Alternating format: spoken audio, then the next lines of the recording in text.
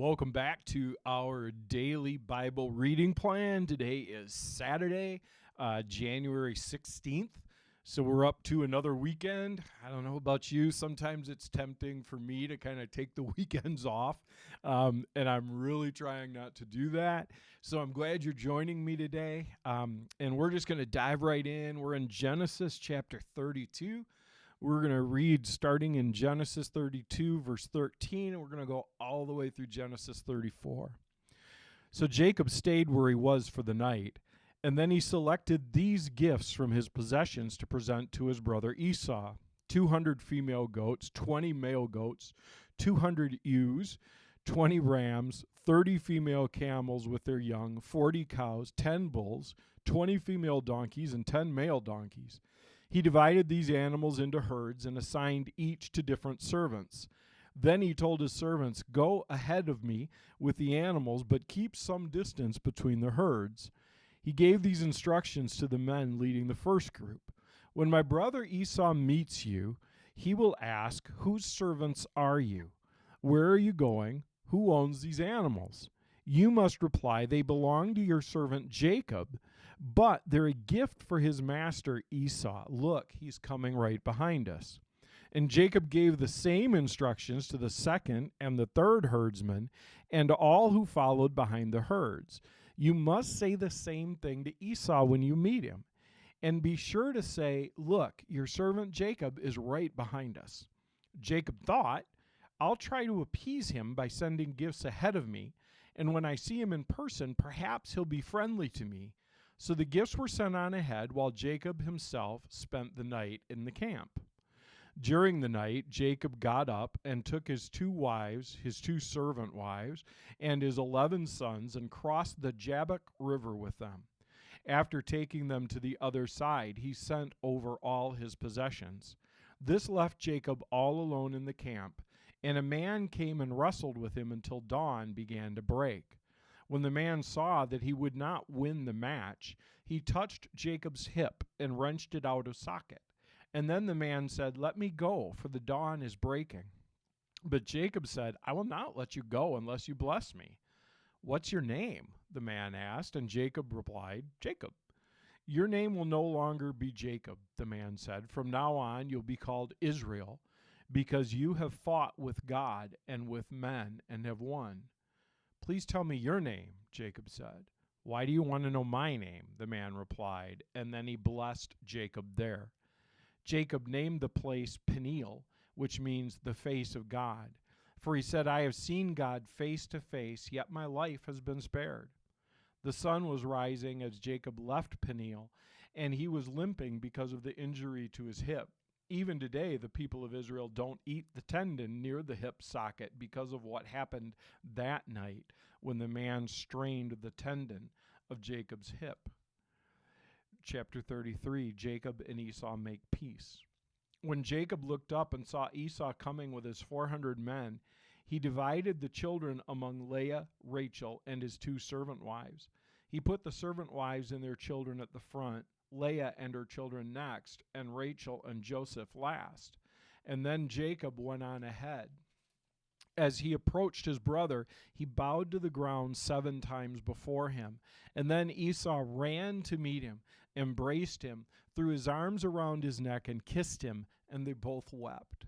And then Esau looked at the women and children and asked, "Who are these people with you?"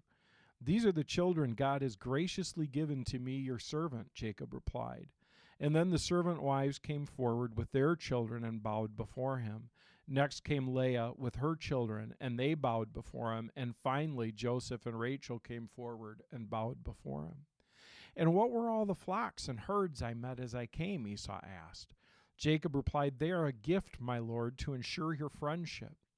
"My brother, I have plenty," Esau answered. "Keep what you have for yourself." But Jacob insisted, "No, I found favor with you. Please accept this gift from me." "And what a relief to see your friendly smile. It's like seeing the face of God. Please take this gift I've brought you, for God has been very gracious to me. I have more than enough."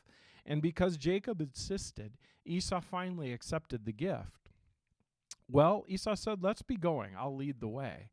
But Jacob replied, "You can see, my lord, that some of the children are very young, and the flocks and herds have their young too. If they're driven too hard, even for one day, all the animals could die. Please, my lord, go ahead of your servant. We will follow slowly at a place that's comfortable for the livestock and the children, and I'll meet you at Seir." "All right," Esau said, "but at least let me assign some of my men to guide and protect you." Jacob responded, "That's not necessary. It's enough that you've received me warmly, my lord." Esau turned around and started back to Seir that same day. Jacob, on the other hand, traveled on to Succoth. There he built himself a house and made shelters for his livestock. That is why the place was named Succoth, which means shelters. Later, having traveled all the way from Padam Aram, Jacob arrived safely at the town of Shechem in the land of Canaan. There he set up camp outside the town. Jacob bought the plot of land where he camped from the family of Hamor, the father of Shechem, for 100 pieces of silver, and there he built an altar and named it El Elohe Israel. Chapter 34, Revenge against Shechem. One day Dinah, the daughter of Jacob and Leah, went to visit some of the young women who lived in the area. But when the local prince, Shechem, son of Hamor, the Hivite, saw Dinah, he seized her and raped her. But then he fell in love with her, and he tried to win her affection with tender words. He said to his father Hamor, "Get me this young girl. I want to marry her." So Jacob heard that Shechem had defiled his daughter Dinah. But since his sons were out in the fields herding the livestock, he said nothing until they returned. Hamor, Shechem's father, came to discuss the matter with Jacob. Meanwhile, Jacob's sons had come in from the field. As soon as they heard what happened, they were shocked and furious that their sister had been raped. Shechem had done a disgraceful thing against Jacob's family, something that should never be done. Hamor tried to speak with Jacob and his sons. "My son Shechem is truly in love with your daughter," he said.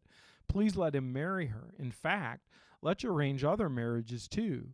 You give us your daughters for our sons, and we will give you our daughters for your sons, and you may live among us. The land is open to you. Settle here and trade with us, and feel free to buy property in the area." Then Shechem himself spoke to Dinah's father and brothers. "Please be kind to me and let me marry her," he begged. "I'll give you whatever you ask.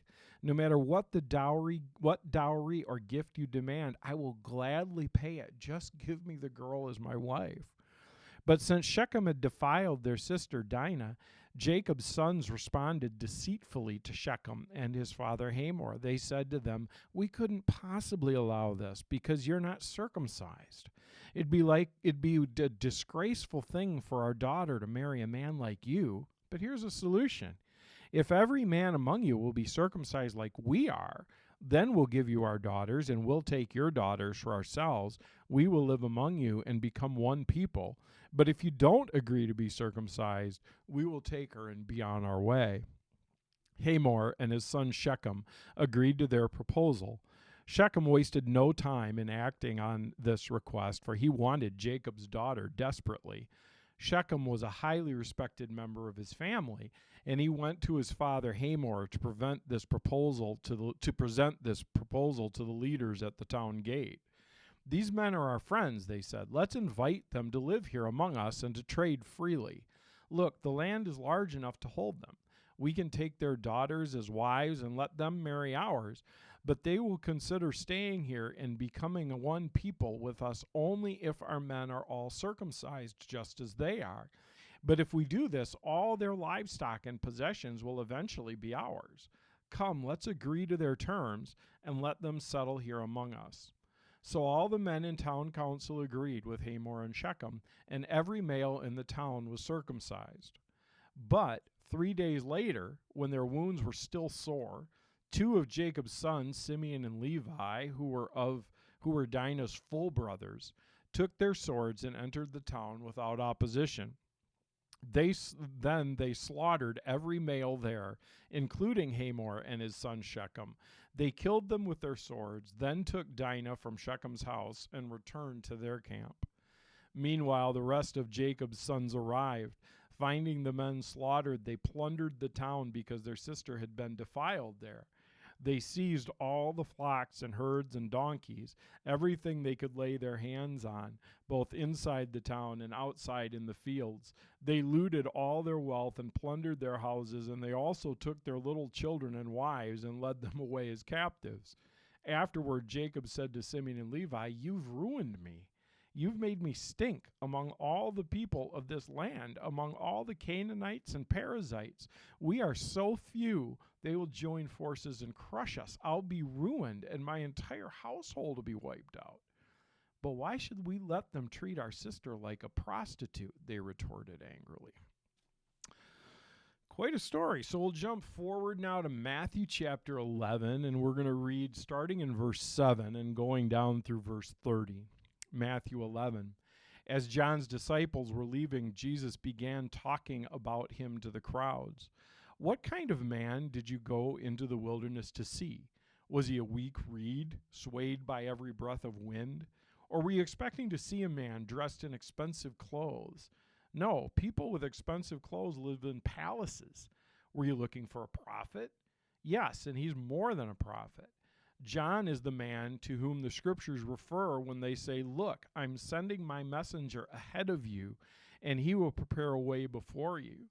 I tell you the truth, all who have ever lived, none is greater than John the Baptist. Yet even the least in the kingdom of heaven is greater than he is. And from the time John the Baptist began preaching until now, the kingdom of heaven has been forcefully advancing, and violent people are attacking it. For before John came, all the prophets and the law of Moses looked forward to this present time. And if you're willing to accept what I say, he is Elijah, the one the prophets said would come. Anyone with ears to hear should listen and understand. To what can I compare this generation? It's like children playing a game in the public square. They complain to their friends, 'We played wedding songs and you didn't dance, so we played funeral songs and you didn't mourn.'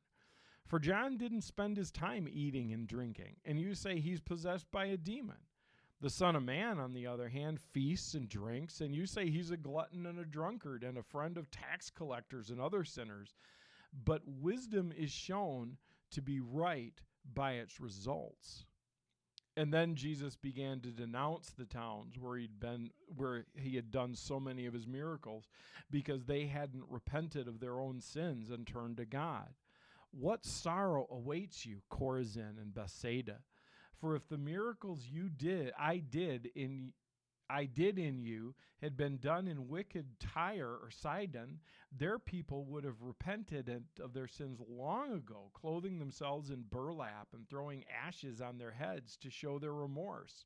I tell you, Tyre and Sidon will be better off on Judgment Day than you.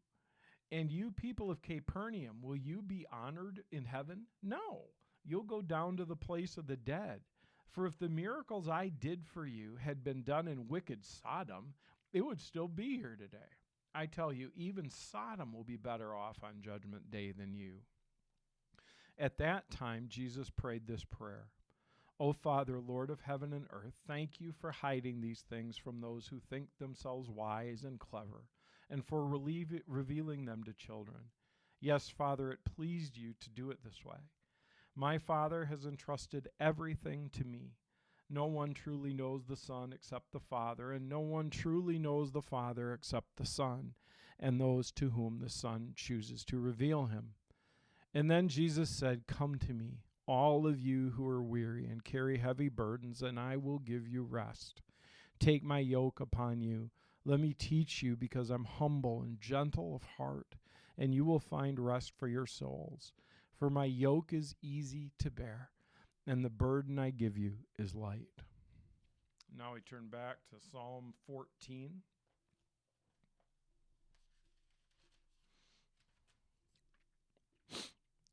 One through 7, which is the whole psalm. "Only fools say in their heart, 'There is no God.' They are corrupt and their actions are evil. Not one of them does good. The Lord looks down from heaven on the entire human race. He looks to see if anyone is truly wise, if anyone seeks God. But no, all have turned away, and all have become corrupt. No one does good, not a single one. Will those who do evil never learn? They eat up my people like bread and wouldn't think of praying to the Lord. Terror will grip them, for God is with those who obey him. The wicked frustrate the plans of the oppressed, but the Lord will protect his people. Who will come from Mount Zion to rescue Israel?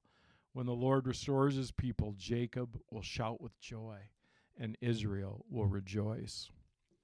And then Proverbs chapter 3, and it's just verses 19 and 20 today.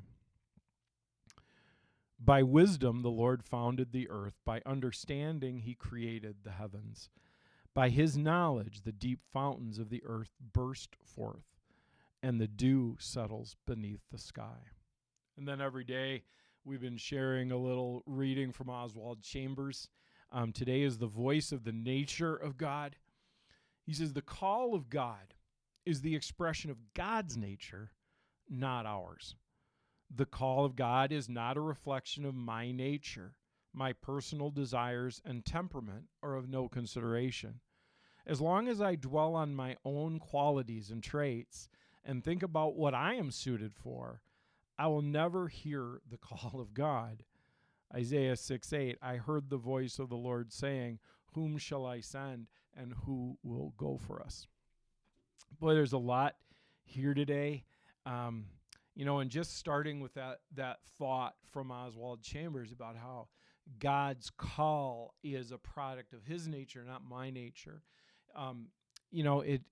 God, I think if we see biblically, God often calls people to things they don't feel qualified for.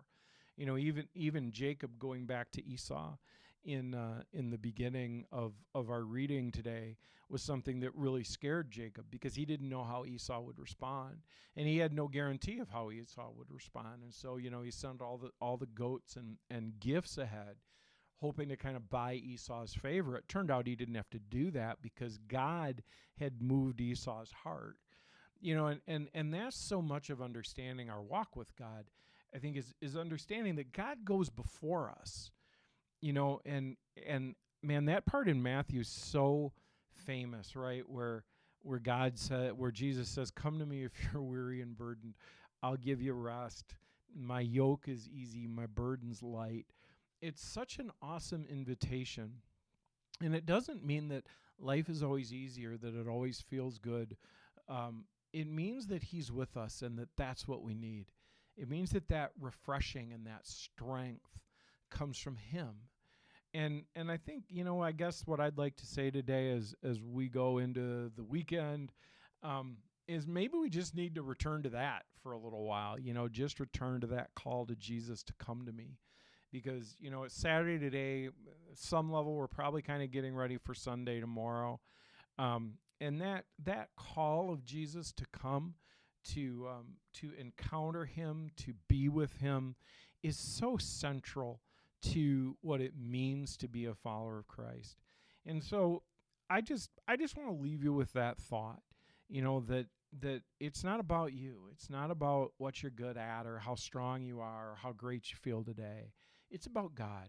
So I'm glad you spent some time with us in this reading, and maybe take a little other time today and just sort of sit with Jesus, listen to him, let him fold you into his love and his strength and his power. And I will see you again tomorrow. Remember, if you have a pen, we can cross off the 16th. You've done another day. Awesome. I will actually be back with you tomorrow again, and I hope to see you then. Until then, have a great Saturday.